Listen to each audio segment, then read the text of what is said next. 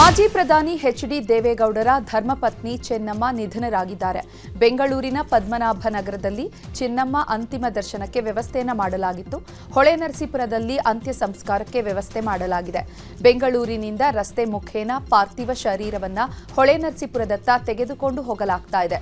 ತುಮಕೂರಿನ ಕುಣಿಗಲ್ ಬಳಿಯ ಅಂಚೆಪಾಳ್ಯದಲ್ಲಿ ಕಾರ್ಯಕರ್ತರು ಚೆನ್ನಮ್ಮ ಅಂತಿಮ ದರ್ಶನವನ್ನು ಪಡೆದರು. ತುಮಕೂರು ಗ್ರಾಮಾಂತರ ಬಿಜೆಪಿ ಶಾಸಕ ಸುರೇಶ್ ಗೌಡ, ಬಿಜೆಪಿ ಮುಖಂಡ ಕೃಷ್ಣಕುಮಾರ್, ಜೆಡಿಎಸ್ ಮುಖಂಡರಾದ ಡಾ ರವಿ ಬಾಬು ಸೇರಿದಂತೆ ಹಲವು ಕಾರ್ಯಕರ್ತರು ಅಂತಿಮ ದರ್ಶನ ಪಡೆದರು.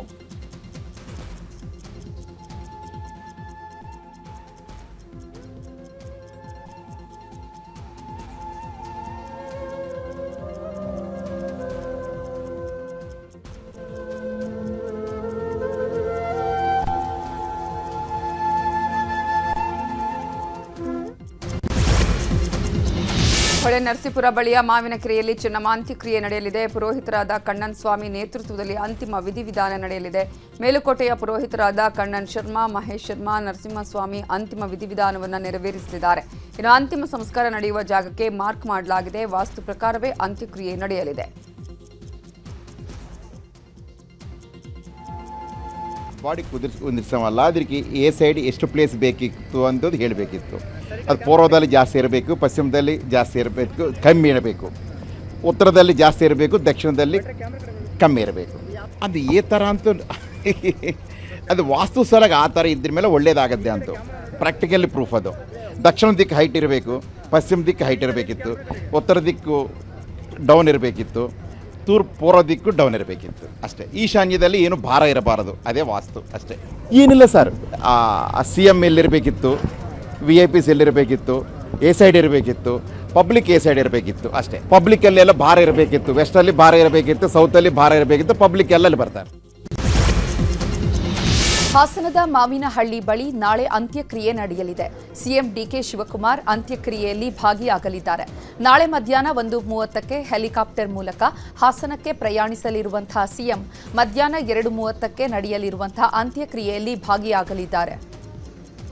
ಇನ್ನು ಸಂಸದ ಶ್ರೇಯಸ್ ಪಟೇಲ್, ಡಿಸಿ ಲತಾ ಕುಮಾರಿ ಅಂತ್ಯಕ್ರಿಯೆ ಸ್ಥಳಕ್ಕೆ ತೆರಳಿ ಪರಿಶೀಲನೆ ನಡೆಸಿದರು. ಬಳಿಕ ಮಾತನಾಡಿದ ಶ್ರೇಯಸ್ ಪಟೇಲ್, ಸರ್ಕಾರದ ನಿರ್ದೇಶನದಂತೆ ಅಂತ್ಯಕ್ರಿಯೆ ಜಾಗ ಪರಿಶೀಲನೆ ನಡೆಸಿದ್ದೇನೆ. ಕುಮಾರಣ್ಣನ ಆಸೆಯಂತೆ ಎಲ್ಲವೂ ಕೂಡ ನಡೆಯಲಿದೆ. ಚೆನ್ನಮ್ಮ ಅವರನ್ನ ಕಳೆದುಕೊಂಡು ದುಃಖವಾಗಿದೆ ಅಂತ ಅಂದರು. ನಮ್ಮ ಅಜ್ಜಿ ಶಾಂತಮ್ಮ ಅವರು, ಇವರು ಚೆನ್ನಮ್ಮ ಅಜ್ಜಿಯವರೆಲ್ಲ ಒಂದೇ ಕುಟುಂಬದ ಸಮಕಾಲೀನರು, ಸಂಬಂಧಿಗಳು, ಜೊತೆಗೆ ಮುತ್ತಿಗೆರಳ್ಳಿ, ಕಲ್ಲುಗುಡುಗ್ನಳ್ಳಿ ಎಲ್ಲ ಅಕ್ಕಪಕ್ಕದವ್ರೆ. ರಾಜಕೀಯ ವ್ಯತ್ಯಾಸದ ಬೆಳವಣಿಗೆಯಿಂದಾಗಿ ಆವಾಗ ವ್ಯತ್ಯಾಸ ಆಗಿದ್ಬಿಟ್ರೆ ಒಂದು ಅತ್ಯಂತ ಬಾಂಧವ್ಯವಾದಂಥ ಕುಟುಂಬ ನಮ್ಮದು ಮತ್ತು ಗೌಡ ಕುಟುಂಬ. ಎಲ್ಲ ರೀತಿಯಲ್ಲಿ ಸನ್ನದ್ಧರಾಗಿದೆ ಜಿಲ್ಲಾಡಳಿತ. ಇನ್ನು ಡಿಸಿ ಲತಾ ಕುಮಾರಿ ಮಾತನಾಡಿದ್ದು, ಸಿಎಂ ಸೂಚನೆಯಂತೆ ಸೂಕ್ತ ವ್ಯವಸ್ಥೆ ಮಾಡಿದ್ದೇವೆ. ಸರ್ಕಾರಿ ಗೌರವಗಳೊಂದಿಗೆ ಚೆನ್ನಮ್ಮ ಅಂತ್ಯಕ್ರಿಯೆ ಆಗಲಿದೆ. ಯಾವುದೇ ಅಹಿತಕರ ಘಟನೆಗೂ ಅವಕಾಶ ಕೊಡಲ್ಲ. ಪೊಲೀಸರು ಈಗಾಗಲೇ ಜಿಲ್ಲೆಯಲ್ಲಿ ಬಂದೋಬಸ್ತ್ ಮಾಡಿದ್ದಾರೆ ಅಂತ ಅಂದರು. ಬೇರೆ ರಾಜ್ಯಗಳಿಂದ ಮತ್ತು ಮುಖ್ಯ ನಗರ ಪ್ರದೇಶಗಳಿಂದ ಜನರು ಬರೋ ದರ್ಶನಕ್ಕೆ ಪಡೀಲಿಕ್ಕೆ ಬರೋ ಜನಸಂಖ್ಯೆ ಹೆಚ್ಚಾಗಬಹುದು. ನಮಗೆ ಜನಗಳ ನಿಯಂತ್ರಣ ಮತ್ತು ಅವರ ಒಂದು ಸುಗಮ ದರ್ಶನ ಮಾಡಿಕೊಂಡು ಹೋಗಲಿಕ್ಕೆ ಸಹ ನಾವು ವ್ಯವಸ್ಥೆಯನ್ನು ಕಲ್ಪಿಸಿದ್ದೇವೆ. ಪೊಲೀಸ್ ಇಲಾಖೆಯು ಸಹ ಸಂಪೂರ್ಣ ಒಂದು ತಯಾರಿಯನ್ನು ನಡೆಸಿದೆ. ಪ್ರಾಪರ್ ಬ್ಯಾರಿಕೇಡಿಂಗ್, ಕ್ರೌಡ್ ಮ್ಯಾನೇಜ್ಮೆಂಟ್ ಮತ್ತು ಯಾವುದೇ ಶಾಂತಿಯುತವಾಗಿ ದರ್ಶನ ಮಾಡಿ ಹೋಗಲಿಕ್ಕೆ ಎಲ್ಲ ವ್ಯವಸ್ಥೆಯನ್ನು. ಪತ್ನಿಯನ್ನ ನೆನೆದು ದೇವೇಗೌಡರು ಪುಟ್ಟ ಮಗುವಿನಂತೆ ಬಿಕ್ಕಿ ಬಿಕ್ಕಿ ಹತ್ತಿದ್ದಾರೆ. ಬೆಂಗಳೂರಿನಿಂದ ಹಾಸನಕ್ಕೆ ಪಾರ್ಥಿವ ಶರೀರವನ್ನು ಸಾಗಿಸುವುದಕ್ಕೂ ಮುನ್ನ ದೇವೇಗೌಡರು ಪತ್ನಿಯ ಪಾರ್ಥಿವ ಶರೀರದ ಮುಂದೆ ಅಳುತ್ತಾ ನಿಂತಿರುವ ದೃಶ್ಯ ಎಲ್ಲರ ಮನ ಕಲಕುವಂತಿತ್ತು. ಇನ್ನು ದೇವೇಗೌಡರ ಪುತ್ರಿ HDD ಅವರನ್ನು ಸಂತೈಸಿ ಸಮಾಧಾನಪಡಿಸಿದ್ರು.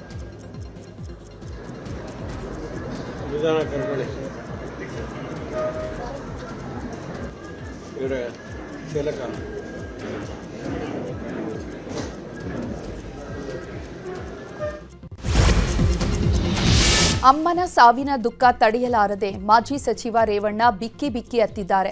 ನಿನ್ನೆಯಿಂದಲೂ ತಾಯಿ ಅಗಲಿಕೆಯಿಂದಾಗಿ ದುಃಖ ಸಹಿಸದೆ ರೇವಣ್ಣ ಅಳ್ತಿದ್ದಾರೆ. ಇನ್ನು ಹೊಳೆನರಸೀಪುರದಲ್ಲಿ ಅಂತ್ಯ ಸಂಸ್ಕಾರಕ್ಕೆ ಸಿದ್ಧತೆ ಮಾಡಿಕೊಳ್ಳಲಾಗ್ತಾ ಇದ್ದು ಸ್ಥಳ ಪರಿಶೀಲನೆಗೆ ರೇವಣ್ಣ ತೆರಳಿದ್ರು. ಈ ವೇಳೆ ಕೂಡ ತಾಯಿಯನ್ನ ನೆನೆದು ರೇವಣ್ಣ ಭಾವುಕರಾದ್ರು. ನಮಗೆಲ್ಲ ಮಟ್ಟಿಗೆ ಬರ್ಬೇಕಾದ್ರೆ ನನ್ನ ತಾಯಿ ಆಶೀರ್ವಾದ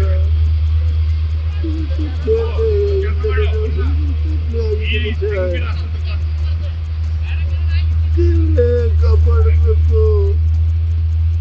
ನಿಮ್ಮ ತಾಯಿನ ಶಿಕ್ಷೆಯಲ್ಲಿ ದೊಡ್ಡ ಗುರುಗಳು ಚೆನ್ನಂದರೆ ಬನ್ನಿ ಅಂತಂದರು. ಈಗೆಲ್ಲಿ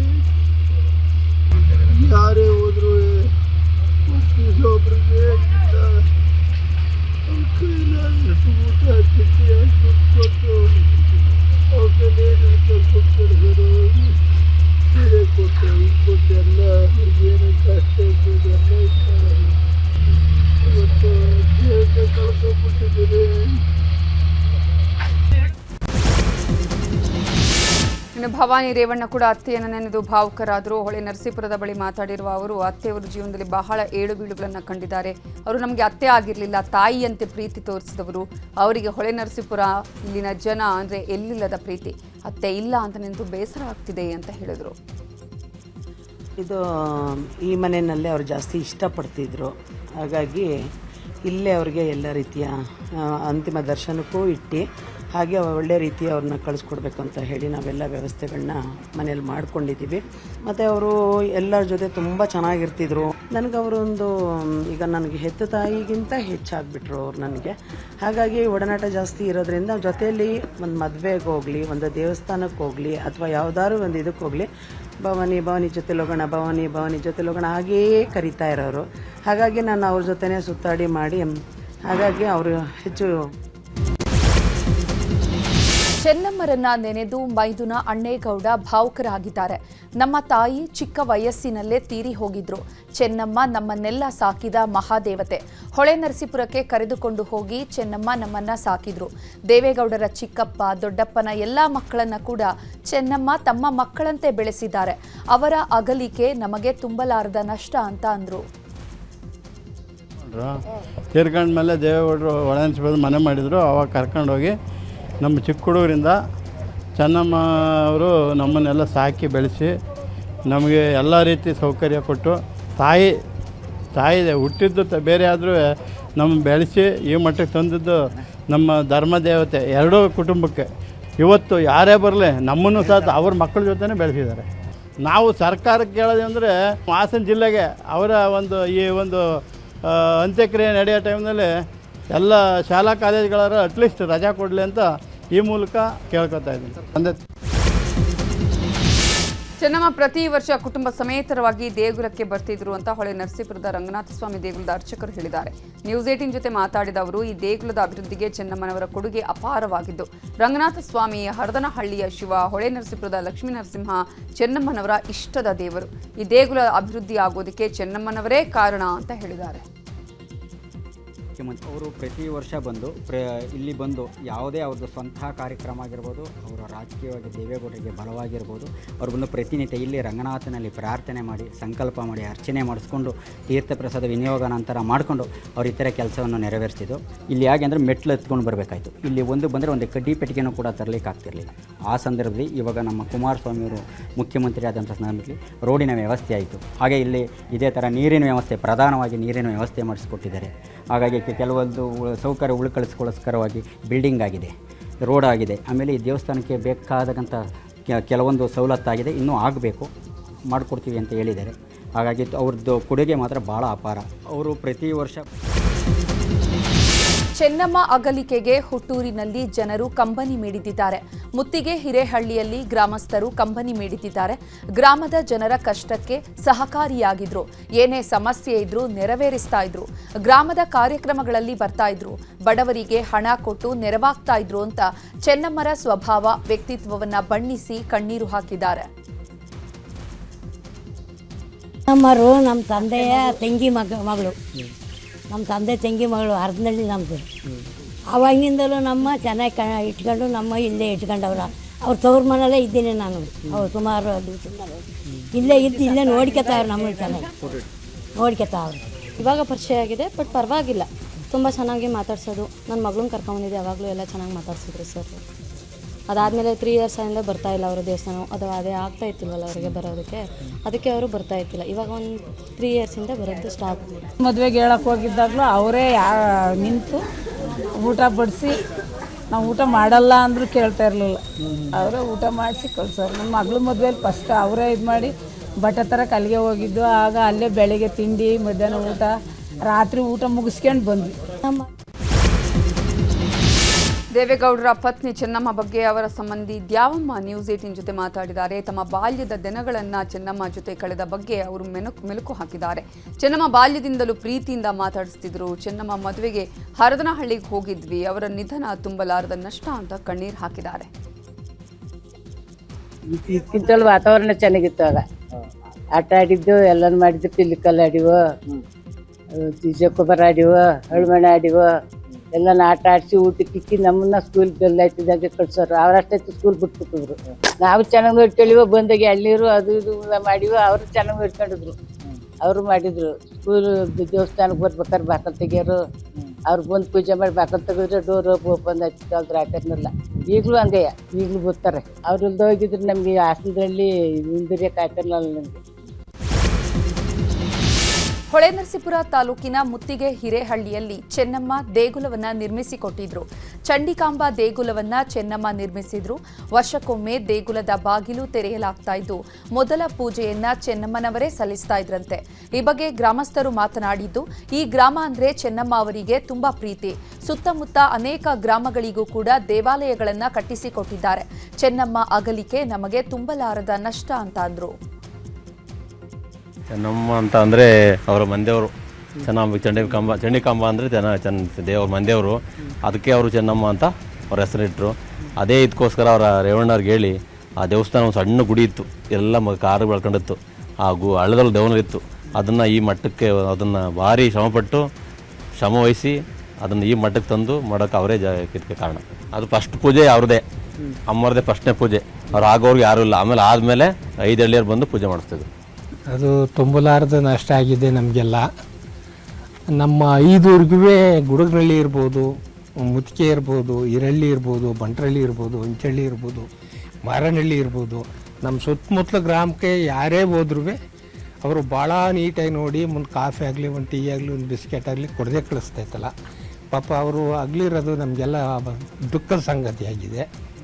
ನಮ್ಮ ಸುತ್ತಮುತ್ತಲ ಗ್ರಾಮಕ್ಕೆಲ್ಲ ಭಾಳ ಅಭಿವೃದ್ಧಿ ಮಾಡಿದ್ದಾರೆ. ರೇವಣ್ಣರಾಗಲಿ, ಅಮ್ಮರಾಗಲಿ, ಗೌಡರಾಗಲಿ ಪ್ರತಿ ವರ್ಷನೂ ಬಂದು ಪೂಜೆ ಮಾಡಿಕೊಂಡು ಎಲ್ಲರೂ ಮಾತಾಡ್ಸ್ಕೊಂಡು ಹೋಗೋರು. HDD ಮತ್ತು ಚೆನ್ನಮ್ಮರ ಭಾವನಾತ್ಮಕ ಕ್ಷಣದ ವಿಡಿಯೋ ಒಂದು ಎಲ್ಲ ಕಡೆ ವೈರಲ್ ಆಗ್ತಿದೆ. ಆಸ್ಪತ್ರೆಗೆ ದಾಖಲಾಗೋ ಮುನ್ನ ಚೆನ್ನಮ್ಮ ಪತಿಯ ಆಶೀರ್ವಾದ ಪಡೆದ ವಿಡಿಯೋ ಈಗ ಎಲ್ಲ ಕಡೆ ವೈರಲ್ ಆಗ್ತಿದೆ. ಆಸ್ಪತ್ರೆಗೆ ದಾಖಲಾಗೋದಕ್ಕೂ ಮುನ್ನ ತನ್ನ ಪತ್ನಿಗೆ ಧೈರ್ಯ ತುಂಬಿದ್ರು ದೇವೇಗೌಡರು. ಆಸ್ಪತ್ರೆಗೆ ಪತ್ನಿಯನ್ನ ಕಳುಹಿಸಿಕೊಟ್ಟಿದ್ರು. ಚೆನ್ನಮ್ಮ ಜೊತೆಗಿನ ಒಡನಾಟವನ್ನ ನೆನೆದು ಶಾಸಕ ಸ್ವರೂಪ್ ಪ್ರಕಾಶ್ ಕೂಡ ಕಣ್ಣೀರಿಟ್ಟಿದ್ದಾರೆ. ನಮ್ಮ ತಂದೆ ರಾಜಕೀಯಕ್ಕೆ ಬರಲು ಚೆನ್ನಮ್ಮ ಅವರ ಪಾತ್ರ ದೊಡ್ಡದಿದೆ. ತಂದೆ ಅನಾರೋಗ್ಯವಾದಾಗ ಚೆನ್ನಮ್ಮ ರಾಜರಾಜೇಶ್ವರಿಗೆ ಹರಕೆಯನ್ನ ಕಟ್ಟಿಕೊಂಡಿದ್ರು. ಇವತ್ತು ನಾವು ದೇವತೆಯನ್ನ ಕಳೆದುಕೊಂಡಿದ್ದೇವೆ ಅಂತ ರಾಜಕೀಯ ಪ್ರವೇಶದಲ್ಲೂ ಕೂಡ ಆಶೀರ್ವಾದ ಮಾಡಿ ಗೆಲ್ಲಬೇಕು ಅಂತ ಹರಸಿದ್ರು ಅಂತ ಅವರ ಒಡನಾಟವನ್ನ ನೆನೆದು ಕಣ್ಣೀರಾಕಿದ್ದಾರೆ. ತಂದೆ ದಿವಂಗತ ಎಚ್.ಎಸ್. ಪ್ರಕಾಶ್ ಅವರ ಸಂದರ್ಭದಲ್ಲೂ ಇದ್ದಾಗಲೂ ಕೂಡ ಒಂದು ಶಸ್ತ್ರಚಿಕಿತ್ಸೆ ಆ ಸಂದರ್ಭದಲ್ಲಿ ಚೆನ್ನಮ್ಮನವರು ಕೂಡ ಆಸ್ಪತ್ರೆಗೆ ಬಂದು ಒಂದು ದೇವಿಯ ಒಂದು ಆಶೀರ್ವಾದ ಹರಕೆಯನ್ನು ಮಾಡಿಸಿದ್ರು ರಾಜರಾಜೇಶ್ವರಿಗೆ. ಮತ್ತು ಗುಣಮುಖರಾದ ನಂತರ ನಮ್ಮ ತಾಯಿನ ಕರ್ಕೊಂಡೋಗಿ ಒಂದು ಹರಕೆಯನ್ನು ತೀರಿಸುವಂಥ ಕೆಲಸ ಮಾಡಿದರು. ಕೆಲವೊಂದು ಕಡೆ ನಮ್ಮ ಕುಟುಂಬಕ್ಕೆ ನಮ್ಮ ಪಾಲಿಗೆ ದೇವತೆ. ನನ್ನ ಚುನಾವಣೆ ಸಂದರ್ಭದಲ್ಲಿ ಟಿಕೆಟ್ ಸಿಕ್ಕಿದ ನಂತರ ನಾನು ಆಶೀರ್ವಾದ ಪಡೆಯಕ್ಕೆ ಹೋಗಿದ್ದೆ. ಆಗ ಭಾಳ ಪ್ರೀತಿಯಿಂದ ಆಶೀರ್ವಾದ ಮಾಡಿ ನೀನು ಗೆಲ್ಲಬೇಕು. ನಿಮ್ಮ ತಂದೆಯವರು ಕೂಡ ಭಾಳಷ್ಟು ಕಷ್ಟದಿಂದ ಮತ್ತು ಭಾಳ ಒಳ್ಳೆತನದಿಂದ ರಾಜಕೀಯ ಮಾಡ್ಕೊಂಡು ಬಂದಿದ್ದಾರೆ. ನೀನು ಕೂಡ ರಾಜಕೀಯ ಗೆಲ್ಲಬೇಕು ಅಂತ ಹೇಳಿ ಆಶೀರ್ವಾದ ಮಾಡಿ ಕಳಿಸಿದ್ರು ತಂದೆ. ಕೇಂದ್ರ ಸರ್ಕಾರದ ಪರವಾಗಿ ಸಚಿವ ಪ್ರಹ್ಲಾದ್ ಜೋಶಿ ಚೆನ್ನಮ್ಮ ಅವರ ಅಂತಿಮ ದರ್ಶನ ಪಡೆದಿದ್ದಾರೆ. ಬಳಿಕ ಮಾತಾಡಿದ ಜೋಶಿ, ಕೇಂದ್ರ ಸರ್ಕಾರದ ಪರವಾಗಿ ಅಂತ್ಯಕ್ರಿಯೆಯಲ್ಲಿ ಭಾಗಿಯಾಗ್ತಿದ್ದೇನೆ. ಚೆನ್ನಮ್ಮ ಮಹಾನ್ ದೈವ ಭಕ್ತಿಯಾಗಿದ್ದರು. ಆದರ್ಶ ಗೃಹಿಣಿಯಾಗಿ ಕುಟುಂಬ ನಿಭಾಯಿಸಿದ್ರು. ಅವರ ನಿಧನ ಕುಟುಂಬಕ್ಕೆ ತುಂಬಲಾರದ ನಷ್ಟ ಅಂತ ಹೇಳಿದರು. ಯಾವ ರೀತಿ ಅವರ ಸಂಗಾತಿ ದೇವೇಗೌಡರು ಮಂತ್ರಿ, ಮುಖ್ಯಮಂತ್ರಿ, ಪ್ರಧಾನಮಂತ್ರಿ, ಅವ್ರ ಮಕ್ಕಳು ಮಂತ್ರಿ, ಮುಖ್ಯಮಂತ್ರಿ, ಪ್ರಧಾನಮಂತ್ರಿ ಇಷ್ಟೆಲ್ಲ ಆದರೂ ಸಹಿತ ಒಬ್ಬ ಸಾಮಾನ್ಯ ಗೃಹಿಣಿಯಾಗಿ ಇಡೀ ಕುಟುಂಬವನ್ನು ಯಾವ ರೀತಿ ನಿರ್ವಹಿಸಬೇಕು ಅಂತನ್ನುವಂಥದ್ದು ಇಡೀ ಸಮಾಜಕ್ಕೆ ತೋರಿಸಿದಂಥ ಒಂದು ಆದರ್ಶ ಗೃಹಿಣಿ ಅವರು. ಅಷ್ಟೇ ಅಲ್ಲದೆ ದೇವೇಗೌಡರ ಹಿಂದಿನ ಅತ್ಯಂತ ಶಕ್ತಿಯಾಗಿ ಅವರಿಷ್ಟೆಲ್ಲವೂ ಜೀವನದಲ್ಲಿ ಸಾಧನೆಯನ್ನು ಮಾಡಲಿಕ್ಕೆ ಕುಟುಂಬವನ್ನು ಅತ್ಯಂತ ವ್ಯವಸ್ಥಿತವಾಗಿ ಮತ್ತು ಸಂಸ್ಕಾರಿತವಾಗಿ ಬೆಳೆಸಲಿಕ್ಕೆ ಅವರ ಕೊಡುಗೆ ಅಪಾರವಾಗಿದೆ. ಅವರ ಸಂಘ ವಿಪಕ್ಷ ನಾಯಕ ಆರ್ ಅಶೋಕ್ ಮಾತಾಡಿ, ನಾವು HDD ಮನೆಗೆ ಹೋದಾಗೆಲ್ಲ ನಮಗೆ ಊಟ ಹಾಕದೆ ವಾಪಸ್ ಕಳುಹಿಸಿಲ್ಲ, ಅಂತಹ ಅನ್ನಪೂರ್ಣೇಶ್ವರಿಯನ್ನು ನಾವು ಕಳೆದುಕೊಂಡಿದ್ದೇವೆ ಅಂತ ಹೇಳಿದರು.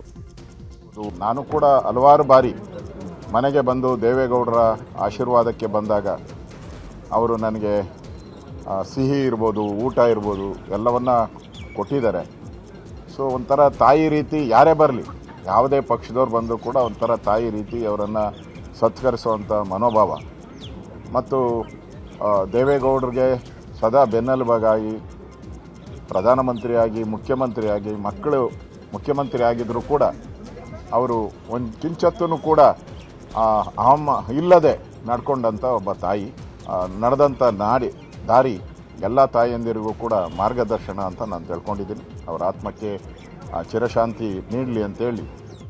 ಇನ್ನು ಸಂಸದ ಬಸವರಾಜ ಬೊಮ್ಮಾಯಿ ಮಾತಾಡಿ, ಚೆನ್ನಮ್ಮ ಅನ್ನಪೂರ್ಣೇಶ್ವರಿಯಾಗಿದ್ದರು, ಕುಟುಂಬ ನಿರ್ವಹಿಸುವಲ್ಲಿ ಚೆನ್ನಮ್ಮ ಅವರು ಮಹತ್ತರ ಪಾತ್ರ ವಹಿಸಿದರು ಅಂತ ಹೇಳಿದರು. ಹಲವಾರು ಬಾರಿ ತಾಯಿಯ ಕೈಯಿಂದ ತುತ್ತನ್ನು ತಿಂದಿರುವಂಥ ನೆನಪು, ಆ ದೇವಸ್ಥಾನ, ಆ ಪ್ರಸಾದ ಅವೆಲ್ಲವೂ ಕೂಡ ನೆನಪಾಗ್ತದೆ. ವಾತ್ಸಲ್ಯ ಮೂರ್ತಿ ಶ್ರೀಮತಿ ಚೆನ್ನಮ್ಮ ಅವರು ಮಂಥನವನ್ನು ಮುಂದೆ ನಡೆಸಿದರು. ದೇವೇಗೌಡರಿಗೆ ಒಂದು ದೊಡ್ಡ ಆಶ್ರಯ, ಒಂದು ಸ್ತಂಭವಾಗಿ ಎಲ್ಲ ಸುಖ ದುಃಖಗಳ ಏರುಪೇರುಗಳಲ್ಲಿ ಗಟ್ಟಿಯಾಗಿ ನಿಂತವರು ಚೆನ್ನಮ್ಮ ಅವರು.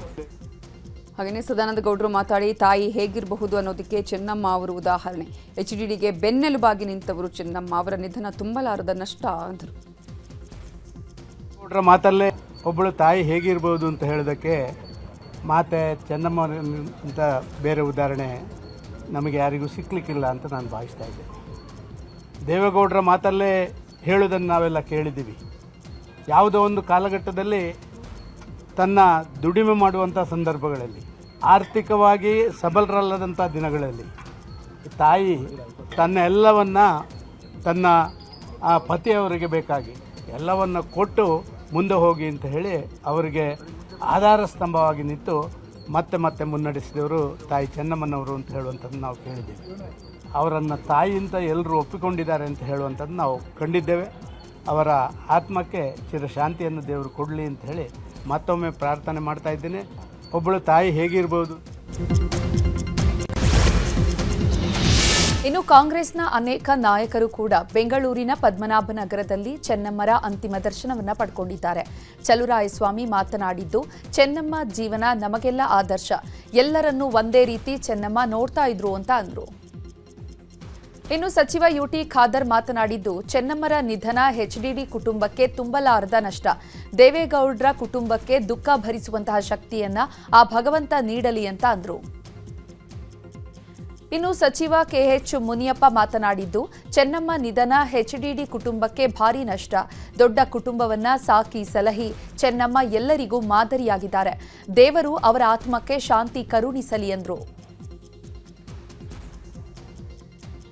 ಇನ್ನು ಶ್ರೀಲಂಕಾದ ಮಾಜಿ ರಾಷ್ಟ್ರಾಧ್ಯಕ್ಷ ಮಹೇಂದ ರಾಜಪಕ್ಸ ಕೂಡ ಎಕ್ಸ್ನಲ್ಲಿ ಪೋಸ್ಟ್ ಮಾಡಿದ್ದು, ಚೆನ್ನಮ್ಮ ನಿಧನ ದೇವೇಗೌಡರ ಕುಟುಂಬಕ್ಕೆ ತುಂಬಲಾರದ ನಷ್ಟ, HDD ಕುಟುಂಬಕ್ಕೆ ನನ್ನ ಸಂತಾಪಗಳು, ಚೆನ್ನಮ್ಮನವರ ಆತ್ಮಕ್ಕೆ ಶಾಂತಿ ಸಿಗಲಿ ಅಂತ ಪೋಸ್ಟ್ ಮಾಡಿದ್ದಾರೆ.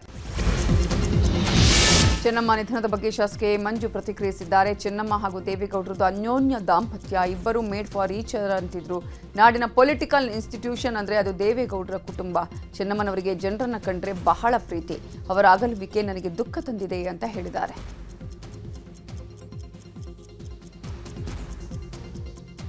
ವರ್ಣನೆ ಮಾಡೋಕ್ಕಾಗಲ್ಲ, ಯಾಕೆಂದರೆ ಅವ್ರಿಗೆ 92-93 ವರ್ಷ, ಇವರು 89 ವರ್ಷ. ಬಹುಶಃ ನಮ್ಮ ವಯಸ್ಸಿದೆಯಲ್ಲ, ಅದು ಅಷ್ಟು ದಾಂಪತ್ಯ ಜೀವನ ಅವ್ರದ್ದಿದೆ.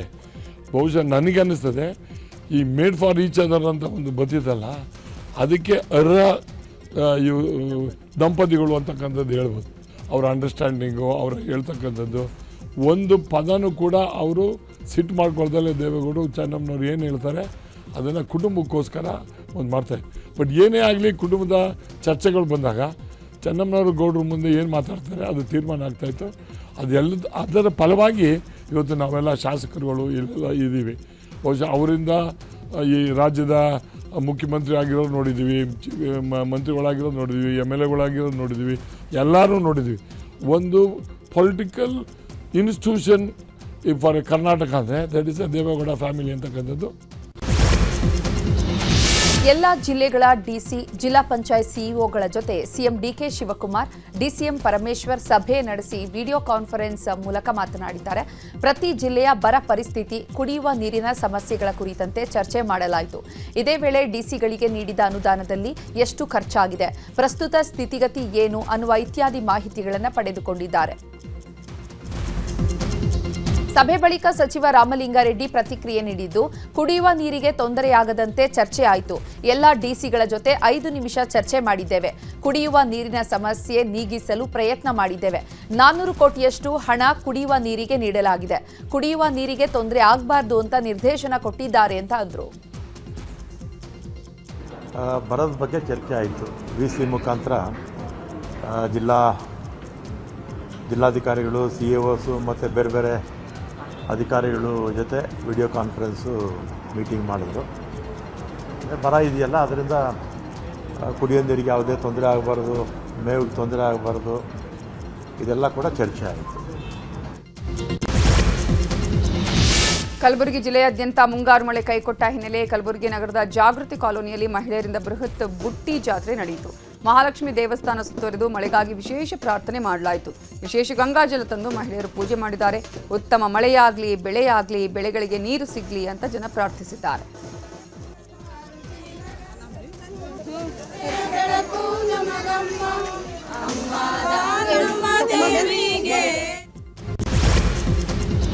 ಬೀದರ್ ಜಿಲ್ಲೆಗೂ ವರುಣ ಕೈಕೊಟ್ಟಿದ್ದಾನೆ. ಇದೀಗ ಮಳೆಗಾಗಿ ಹನುಮಾನ್ ದೇವರಿಗೆ ಜನರು ವಿಶೇಷ ಪೂಜೆ ಸಲ್ಲಿಸಿದ್ದಾರೆ. ಔರಾದ್ ತಾಲೂಕಿನ ನಾಗೂರು ಬಿ ಗ್ರಾಮದಲ್ಲಿ ವಿಶೇಷ ಪೂಜೆ ಮಾಡಿರುವಂಥದ್ದು. ದಕ್ಷಿಣಾಭಿಮುಖವಾಗಿರುವಂತಹ 11 ಹನುಮಾನ್ ದೇವಾಲಯಗಳಿಗೆ ರೈತರು ವಿಶೇಷ ಪೂಜೆ ಸಲ್ಲಿಸಿದ್ದಾರೆ. ಹನುಮಾನ್ ದೇವರಿಗೆ ಜಲಾಭಿಷೇಕ ಮಾಡಿ ಸಾಮೂಹಿಕ ಪೂಜೆ ನಡೆಸಿದ್ರು. ಉತ್ತಮ ಮಳೆಯಾಗಿ ಬೆಳೆ ಉಳಿಯಲಿ ಅಂತ ರೈತರು ಪ್ರಾರ್ಥನೆ ಮಾಡಿದ್ರು. ಕೊಪ್ಪಳದಲ್ಲಿ ಸತತವಾಗಿ 2ನೇ ಸಲ ಭತ್ತದ ಬೆಳೆಗೆ ನೀರಿಲ್ಲದೆ ರೈತರು ಕಂಗಾಲಾಗಿದ್ದಾರೆ. ಎಡದಂಡೆ ನಾಲೆಗೆ ನೀರು ಹರಿಸುವಂತೆ ಒತ್ತಾಯಿಸಿ ರೈತರು ಪ್ರತಿಭಟನೆ ಮಾಡುತ್ತಿದ್ದಾರೆ. ರೈತರ ಹೋರಾಟ 2ನೇ ದಿನಕ್ಕೆ ಕಾಲಿಟ್ಟಿದೆ. ಕೊಪ್ಪಳದ ಮುನಿರಾಬಾದಲ್ಲಿರೋ ಕಾಡಾ ಕಚೇರಿ ಬಳಿ ರೈತರು ಪ್ರತಿಭಟನೆ ಮಾಡುತ್ತಿದ್ದು, ನೀರು ಹರಿಸುತ್ತೇವೆ ಅಂತ ಲಿಖಿತ ಭರವಸೆ ಕೊಡುವವರೆಗೂ ನಾವು ಹೋರಾಟ ನಿಲ್ಲಿಸಲ್ಲ ಅಂತ ರೈತರು ಹೇಳಿದ್ದಾರೆ. ಎಡದಿ ಟೌನ್ಶಿಪ್ ಪರ ವಿರೋಧದ ವಿಚಾರ ಹಿನ್ನೆಲೆ ಬೈರಮಂಗಲ ಗ್ರಾಮದಲ್ಲಿ ರಕ್ತದಾನ ಶಿಬಿರ ಆಯೋಜಿಸಲಾಗಿದೆ. ಯೋಜನೆ ವಿರೋಧಿಸಿ ಬಿಡದಿ ಗೆಳೆಯರ ಬಳಗದಿಂದ ರಕ್ತದಾನ ಶಿಬಿರ ಆಯೋಜಿಸಿದ್ದು, ಬೈರಮಂಗಲ ಸರ್ಕಲ್ನಲ್ಲಿ ವಿನೂತನವಾಗಿ ಹೋರಾಟ ಮಾಡಲಾಗಿದೆ. ರಕ್ತ ಕೊಟ್ಟೇವು, ಭೂಮಿ ಕೊಡಲ್ಲ ಅಂತ ರೈತರು ಘೋಷಣೆ ಹಾಕಿದ್ದು, ಯೋಜನೆ ಕೈಬಿಡಿ ಅಂತ ಆಗ್ರಹಿಸಿದ್ದಾರೆ. ಇಂದು ಫುಟ್ಬಾಲ್ ಫೈನಲ್ ಪಂದ್ಯದ ವಿಚಾರದ ಕುರಿತು ಬೆಂಗಳೂರಿನಲ್ಲಿ ಮಾತನಾಡಿದ ಸಿಎಂ ಡಿಕೆ ಶಿವಕುಮಾರ್, ಫುಟ್ಬಾಲ್ ಪಂದ್ಯ ಇದೆ, ನಮ್ಮ ಯುವಕರ ಇಚ್ಛೆ ಮನವಿಯಂತೆ ನಾವು ಅನುಮತಿಯನ್ನ ನೀಡಿದ್ದೇವೆ, ನಿಮ್ಮ ಭಾವನೆಯಂತೆ ನಾವು ಪರ್ಮಿಷನ್ ಕೊಟ್ಟಿದ್ದೇವೆ, ನೀವೆಲ್ಲರೂ ಸಹ ಶಾಂತಿಯಿಂದ ವರ್ತಿಸಬೇಕು, ಎಂಜಾಯ್ ಮಾಡಿ ಅಂತ ಅಂದರು. ಶೀಘ್ರದಲ್ಲೇ ಸಚಿವ ಸಂಪುಟ ವಿಸ್ತರಣೆ ಆಗತ್ತೆ ಅನ್ನೋ ಮಾತುಗಳು ಹರಿದಾಡ್ತಿದೆ. ಸಂಪುಟ ವಿಸ್ತರಣೆಯಲ್ಲಿ ಲಕ್ಷ್ಮಣ್ ಸವದಿ ಹೆಸರು ಕೂಡ ಕೇಳಿ ಬರ್ತಿದೆ. ಈ ಬಗ್ಗೆ ಚಿತ್ರದುರ್ಗದಲ್ಲಿ ಲಕ್ಷ್ಮಣ್ ಸವದಿ ಪ್ರತಿಕ್ರಿಯೆ ಕೊಟ್ಟಿದ್ದು, 2 ದಿನಗಳಲ್ಲಿ ಎಲ್ಲವೂ ಗೊತ್ತಾಗುತ್ತೆ, ಹೈಕಮಾಂಡ್ ತೀರ್ಮಾನ ಮಾಡಿದೆ, ನಾವೆಲ್ಲ ಸಹಮತವನ್ನು ವ್ಯಕ್ತಪಡಿಸಬೇಕಾಗುತ್ತೆ. 18 ಕ್ಷೇತ್ರಗಳಿರುವ ಬೆಳಗಾವಿ ಜಿಲ್ಲೆಗೆ 4 ರಿಂದ 5 ಸ್ಥಾನ ಕೊಡೋದ್ರಲ್ಲಿ ತಪ್ಪಿಲ್ಲ ಅಂತ ಹೇಳಿದರು. ಚಿಕ್ಕಬಳ್ಳಾಪುರದ ಖಾಸಗಿ ಕಲ್ಯಾಣ ಮಂಟಪದಲ್ಲಿ ದಲಿತ ಬಲಗೈ ನಾಯಕರ ಜನಜಾಗೃತಿ ಸಮಾವೇಶ ನಡೀತಾ ಇದೆ. ಮಾಜಿ ಸಚಿವ HC ಮಹದೇವಪ್ಪ ಕಾರ್ಯಕ್ರಮದಲ್ಲಿ ಭಾಗಿಯಾಗಿ ಸಮಾವೇಶಕ್ಕೆ ಚಾಲನೆ ನೀಡಿದರು. ಸಂವಿಧಾನದ ಪೀಠಿಕೆಯನ್ನು ಓದುವ ಮೂಲಕ ಕಾರ್ಯಕ್ರಮಕ್ಕೆ ಚಾಲನೆ ಕೊಡಲಾಯಿತು. ಇನ್ನು ಕಾರ್ಯಕ್ರಮದಲ್ಲಿ ರಿಪಬ್ಲಿಕ್ ಪಾರ್ಟಿ ರಾಜ್ಯ ಅಧ್ಯಕ್ಷ ವೆಂಕಟಸ್ವಾಮಿ ಮಾತನಾಡಿ, ಸಚಿವ ಸಂಪುಟ ಬದಲಾವಣೆ ಆದರೆ ಮೊದಲನೇ ಹೆಸರು ಮಹದೇವಪ್ಪ ಅವ್ರದ್ದು ಇರಬೇಕು ಅಂತ ಅಂದರು. ಯಾದಗಿರಿಯಲ್ಲಿ ಧಾರಾಕಾರ ಮಳೆಯಾಗ್ತಿದೆ. 1 ಗಂಟೆಗೂ ಹೆಚ್ಚಿನ ಕಾಲ ಜಿಟಿ ಮಳೆಯಾಗಿದೆ. ಬೆಳಗ್ಗೆಯಿಂದಲೂ ಮಳೆಗಾಗಿ ಕಾದು ಕೂತಿದ್ದ ಜನರಿಗೆ ವರುಣ ತಂಪೆರೆದಿದ್ದಾನೆ. ಮಳೆಯಾನ ಆಗಮನದಿಂದ ರೈತರು ಫುಲ್ ಖುಷಿಯಾಗಿದ್ದಾರೆ. ಇತ್ತ ಬಾಗಲಕೋಟೆಯ ಹಲವು ಕಡೆ ಭಾರೀ ಮಳೆಯಾಗಿದೆ. ನಿನ್ನೆಯಿಂದ ಜಿಲ್ಲೆಯಾದ್ಯಂತ ಜಿಟಿ ಮಳೆಯಾಗ್ತಿದೆ. ಬೆಳಗ್ಗೆಯಿಂದ ವಿದ್ಯಾಗಿರಿ, ನವನಗರ, ಬಾಗಲಕೋಟೆಯಲ್ಲಿ ಮಳೆಯಾಗ್ತಿದೆ. ರಾಜ್ಯದ ಸರ್ಕಾರಿ ಪ್ರೌಢಶಾಲೆಗಳಲ್ಲಿ ಇನ್ಮುಂದೆ ಎಐ ಶಿಕ್ಷಣ ಜಾರಿ ಹಿನ್ನೆಲೆ ಇಲಾಖೆ ತಯಾರಿಯನ್ನು ನಡೆಸಿದೆ. ಈ ಹಿನ್ನೆಲೆ ಅತಿಥಿ ಶಿಕ್ಷಕರ ನೇಮಕಾತಿಗೆ ಸರ್ಕಾರ ಆದೇಶ ಹೊರಡಿಸಿದೆ. ಜುಲೈ 28ರೊಳಗೆ ನೇಮಕಾತಿ ಪೂರ್ಣಗೊಳಿಸಲು ಗಡುವು ನೀಡಲಾಗಿದೆ. ಸರ್ಕಾರಿ ಪ್ರೌಢಶಾಲೆಗಳಲ್ಲಿ ಆಧುನಿಕ ತಂತ್ರಜ್ಞಾನ ನೀಡುವ ನಿಟ್ಟಿನಲ್ಲಿ ಸರ್ಕಾರ ಮಹತ್ವದ ನಿರ್ಧಾರ ಕೈಗೊಂಡಿದೆ. ನಾಳೆ ರಾತ್ರಿ ಸಿಎಂ ಡಿಕೆ ಶಿವಕುಮಾರ್ ದೆಹಲಿ ಪ್ರವಾಸ ಕೈಗೊಳ್ಳುವ ಸಾಧ್ಯತೆ ಇದೆ. ಮುಂಗಾರು ಅಧಿವೇಶನ ಶುರುವಾಗುವ ಹಿನ್ನೆಲೆಯಲ್ಲಿ ಸಭೆ ನಡೆಸಲಿದ್ದಾರೆ. ರಾಜ್ಯ ಸಂಸದರನ್ನ ಭೇಟಿಯಾಗಿ ಸಭೆ ನಡೆಸಲು ಸಿಎಂ ನಿರ್ಧರಿಸಿದ್ದಾರೆ ಎನ್ನಲಾಗಿದೆ. ಇನ್ನು ಕ್ಯಾಬಿನೆಟ್ ವಿಸ್ತರಣೆ ಕುರಿತು ಅಂತಿಮ ಅನುಮೋದನೆ ಪಡೆಯುವ ಸಾಧ್ಯತೆಯೂ ಇದೆ. ಮನೆಯಲ್ಲಿದ್ದ 58 ಗ್ರಾಂ ಚಿನ್ನಾಭರಣ ಕದ್ದಿದ್ದ ಆರೋಪಿಯನ್ನ ಬೆಳಗಾವಿ ಜಿಲ್ಲೆಯ ಬೈಲಹೊಂಗಲ ತಾಲೂಕಿನ ಚಿವಗುಂಡಿ ಗ್ರಾಮದಲ್ಲಿ ಈ ಘಟನೆ ನಡೆದಿರುವಂತದ್ದು. ಮಹಾಂತೇಶ ಬಸಪ್ಪ ಬೇಗೂರ ಮನೆಯಲ್ಲಿ ಕಳ್ಳತನ ನಡೆದಿತ್ತು. 24 ಗಂಟೆಗಳಲ್ಲಿ ಆರೋಪಿಗಳನ್ನು ಪೊಲೀಸರು ಲಾಕ್ ಮಾಡಿದ್ದಾರೆ. ಜಮ್ಮು ಮತ್ತು ಕಾಶ್ಮೀರದಲ್ಲಿ ಭಾರೀ ಪ್ರವಾಹದಿಂದ ದಿಢೀರ್ ಮೇಘಸ್ಫೋಟ ಉಂಟಾಗಿದೆ. ಪ್ರವಾಹದ ನೀರಿನಲ್ಲಿ 200ಕ್ಕೂ ಹೆಚ್ಚು ವಾಹನಗಳು ಕೊಚ್ಚಿ ಹೋಗಿವೆ. ರಜೌರಿ ಹಾಗೂ ಕಿಶ್ತ್ವಾರದಲ್ಲಿ ಪ್ರವಾಹದಿಂದ ಮೇಘಸ್ಫೋಟದ ಬಳಿಕ ಭೂಕುಸಿತ ಉಂಟಾಗಿ ಅವಘಡ ಸಂಭವಿಸಿದೆ. ಜಮ್ಮು ಕಾಶ್ಮೀರದಲ್ಲಿ ಪ್ರವಾಹದಲ್ಲಿ ಸಿಲುಕಿ ಇದುವರೆಗೂ 11 ಜನ ಸಾವನ್ನಪ್ಪಿದ್ದಾರೆ.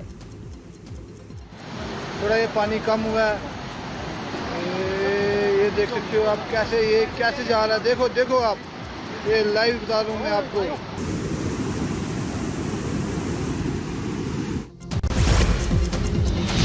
ಉಪವಾಸ ನಿರತ ಸೋನಂ ವಾಂಗ್ಚುಕ್ ಆಸ್ಪತ್ರೆಗೆ ದಾಖಲಾಗಿದ್ದಾರೆ. ಇನ್ನು ಸೋನಂರನ್ನ ಖಾಸಗಿ ಆಸ್ಪತ್ರೆಗೆ ದಾಖಲಿಸುವಂತೆ ವಾಂಗ್ಚುಕ್ ಪತ್ನಿ ಗೀತಾ ಅರ್ಜಿ ಸಲ್ಲಿಸಿದ್ರು. ವಾದ ಪ್ರತಿವಾದ ಆಲಿಸಿದ ಕೋರ್ಟ್ ವಾಂಗ್ಚುಕ್ ಅವರನ್ನ ಸಫರ್ದರ್ ಜಂಗ್ ಆಸ್ಪತ್ರೆಗೆ ದಾಖಲಿಸುವ ನಿರ್ಧಾರವನ್ನ ಸರಿಯಾಗಿದೆ, ಖಾಸಗಿ ಆಸ್ಪತ್ರೆಗೆ ಟ್ರಾನ್ಸ್ಫರ್ ಬೇಡ ಅಂತ ಅಭಿಪ್ರಾಯಪಟ್ಟಿದೆ.